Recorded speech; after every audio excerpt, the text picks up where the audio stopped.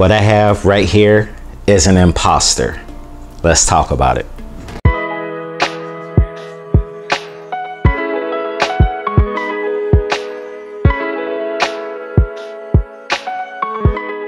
What's up everybody, it's PJ the Great. I hope you're having a super beautiful day, and today I am going to be reviewing the Machinike K500 mechanical keyboard.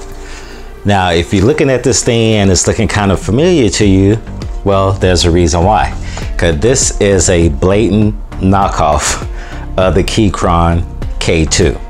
Yes, Machinike didn't hold anything back and they pretty much copied the Keychron.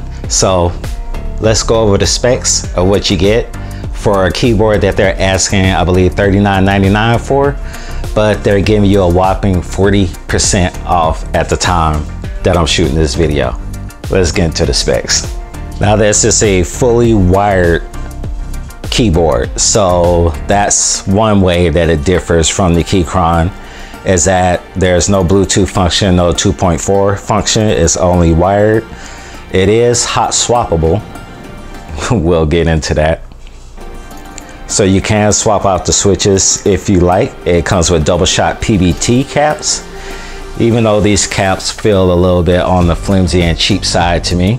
It is a 75% layout and it has LED backlights. Now the backlights is there. At first glance you may think it's RGB, but it's not, it's color rolls. But it does let you change the color patterns.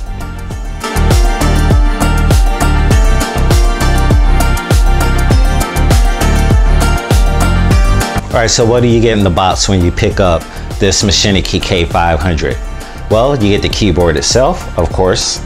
You also get a user manual so you know what you're doing while you're using it. It also comes with extra brown switches. You can get this in the red switch or the brown switch variant. I got the brown switch. It comes with extra switches and a keycap puller. The one thing that's kind of interesting about it is that it is hot swappable, so I don't understand why they didn't provide a switch puller. Now as far as that hot swappability is concerned, it's there, but it's extremely hard to get these switches out of this keyboard. The first couple of times I tried, and I tried in different areas, I couldn't get it removed. It was almost to the point where I was getting upset and I was going to return it because I thought they were lying when they said that it was hot swappable. But after applying brute force, I was able to get one of the switches out and it is hot swappable. You only get 3-pin support for switches, so just keep that in mind. If you're going to pick this up and you want to switch out the switches, you're going to have to get only the 3 pins, unless you're going to want to do some modding to the 5 pins to make them work in here. I already mentioned the keycap design.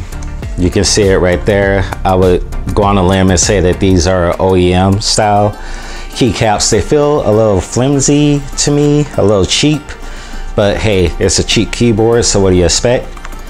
On the back here you have raise up feet, so if you want to raise it up on an incline you can do that, but it only has one height adjustment, and it also has little rubber cushions on here to stop it from sliding off your desk, but it doesn't have it on the feet. It kind of feels like it, but I don't think it does. And another unique thing about this keyboard, staying with the fact that it's a Keychron clone, is that the USB is on the side. The overall build quality of this keyboard, it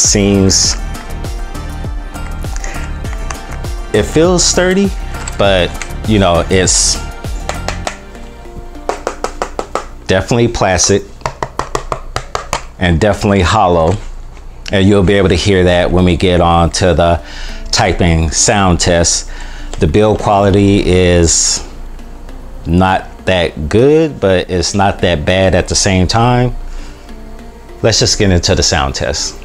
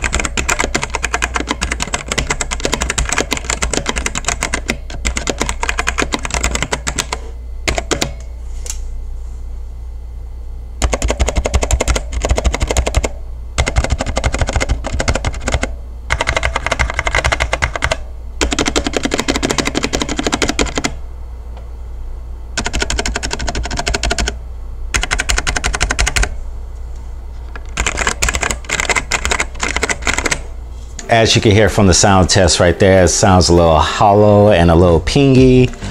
You can tell that there's no foam in here or anything like that. This keyboard can definitely benefit from a couple of mods on your end if you're thinking about picking this up. So, who should pick this up? I think this is targeting the people who don't have Keychron K2 money, but they want that look and feel. That's who it's targeting, because it looks just like it from a far glance. If somebody saw this on your desk, they would assume that you had a Keychron K2. So I think that's who this is targeting. Would I recommend picking it up? Well, with the discount that they have going on right now at the time of shooting this video, I mean, it's $26.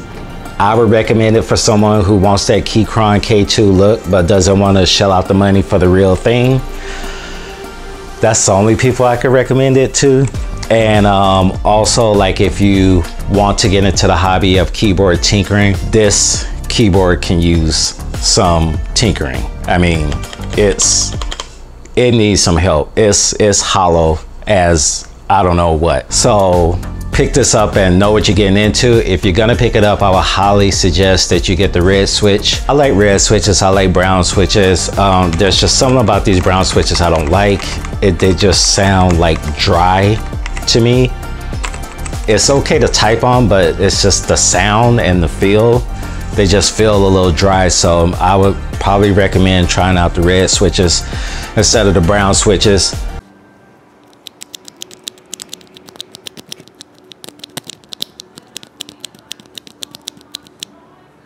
Know what you're getting into with this, and if you're willing to mod it, it could probably be like a good keyboard to pick up for the price. I will admit, I almost didn't do this video. I was on the fence. I was actually thinking about returning this thing because I just did not like it at all. I have very few good things to say about it, but I think with some modding, it could turn into something nice.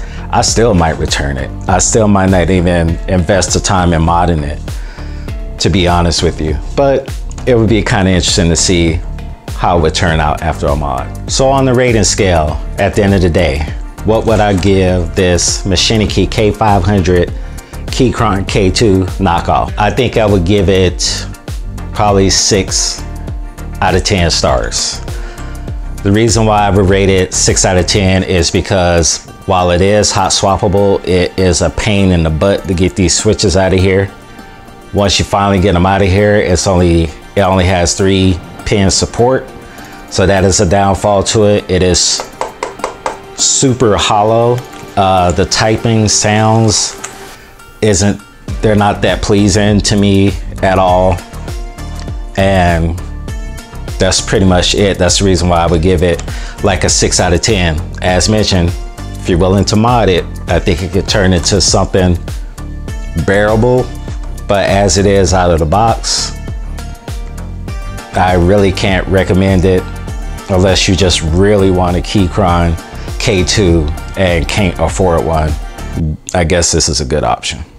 So if you like this video, do me a favor and give it a big old thumbs up. Don't forget to hit that subscribe button on your way out, and stay tuned because I got plenty more keyboards to review. And yeah, still on the fence. I don't know if I'm gonna keep this or not. I got 30 days to return it. We'll see what happens. Until the next video, this is PJ the Great saying Audi 5000G.